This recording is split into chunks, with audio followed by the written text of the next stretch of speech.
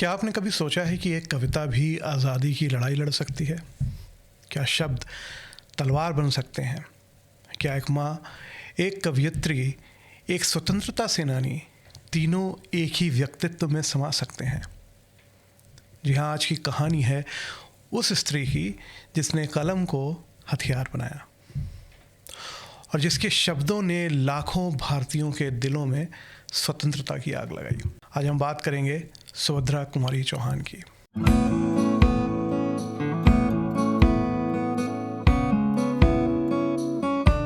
दोस्तों, सुभद्रा जी का जन्म हुआ था 1904 में प्रयागराज, जो इलाहाबाद कहलाता था, उसके पास निहालपुर गांव में। बचपन से ही उनमें कुछ अलग था, जैसे शब्द उनसे खुद दोस्ती करना चाहते हों।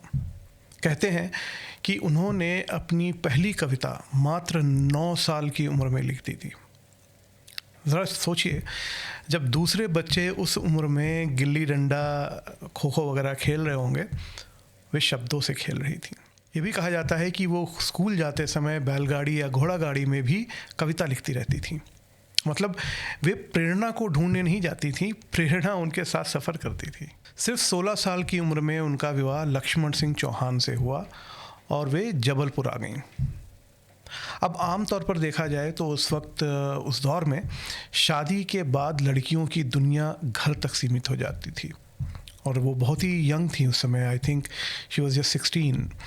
लेकिन सुभद्रा जी की दुनिया और बड़ी हो गई थी। उनके पति भी स्वतंत्रता आंदोलन से जुड़े हुए थे और ये रिश्ता सिर्फ वैवाहिक नहीं, वैचारिक साझेदारी का भी था। सन था 1921 और महात्मा गांधी का सहयोग आंदोलन पूरे देश में अपने उबाल पर था और इसी उबाल में सुभद्रा जी ने भी छलांग लगा दी। कहा जाता है कि वो आंदोलन में शामिल होने वाली पहली महिला सत्याग्रही बनी और गिरफ्तार भी हुई।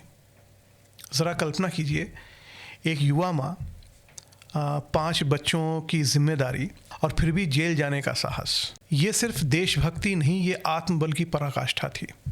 अगर आपने अपने स्कूल में हिंदी पढ़ी है तो एक कविता आपने ज़रूर सुनी होगी, खूब लड़ी मर्दानी वो तो झांसी वाली रानी थी। जी हाँ, यही कविता उन्हें अमर बना गई। इस कविता को तो हम बाद में अभी सुनेंगे, लेकिन दोस्तों, उनकी कविताएं सिर्फ वीरता तक सीमित नहीं थी, सिर्फ वीर रस में उन्होंने नहीं लिखा था। वे लिखती थी महिलाओं की पीड़ा, सामाजिक भेदभाव, मातृत्व की संवेदना, बच्चों की दुनिया। उनकी भाषा सरल थी लेकिन बहुत ही गहरा असर छोड़ती थी। एक कविता है उनकी, मैं थोड़ी सी कुछ लाइनें पढ़ता हूँ कि जब मैं आंगन में पहुँची पूजा का थाल सजाए, शिव जी की तरह दिखे वे बैठे थे ध्यान लगाए, जिन चरणों के पूजन को यह हृदय विकल हो जाता, मैं समझ न पाई वह भी है किसका ध्यान लगाता। मैं सम्मुख ही जा बैठी, कुछ चिंतित सी घबराई, यह किसके आराधक हैं मन में व्याकुलता छाई।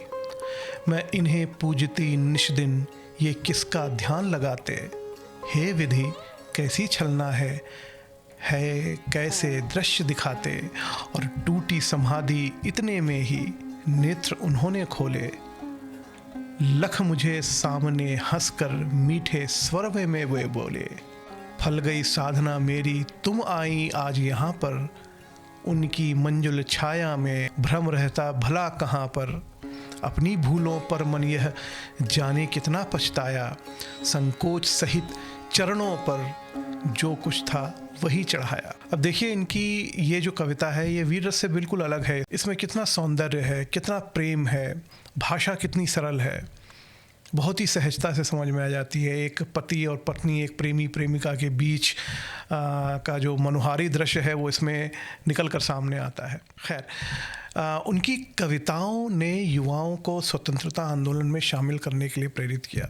यानी उनकी कलम सिर्फ साहित्य नहीं, जन जागरण का भी काम करती थी। सुभद्रा जी ने करीब 80 से अधिक कविताएं लिखी और दर्जनों कहानियाँ लिखी।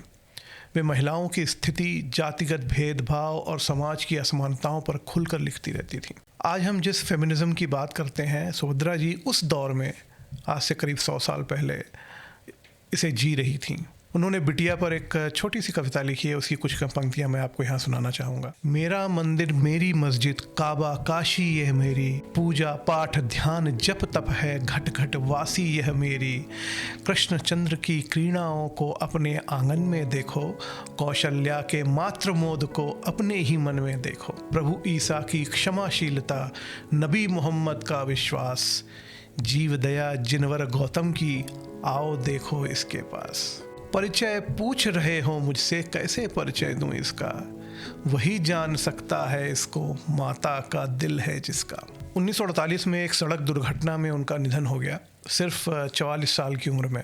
लेकिन एक साहित्यकार के रूप में, एक पत्नी के रूप में, एक माँ के रूप में, एक समाज सेविका के रूप में, वो MLC भी बन चुकी थी आज़ाद भारत में, तो एक पॉलिटिशियन के रूप में भी उन्होंने इतना काम किया कि कई जन्म भी कम पड़ जाए। आज भी उनकी कविता स्कूलों में पढ़ाई जाती है और उनका नाम स्वतंत्रता आंदोलन की प्रेरक आवाज़ों में लिया जाता है।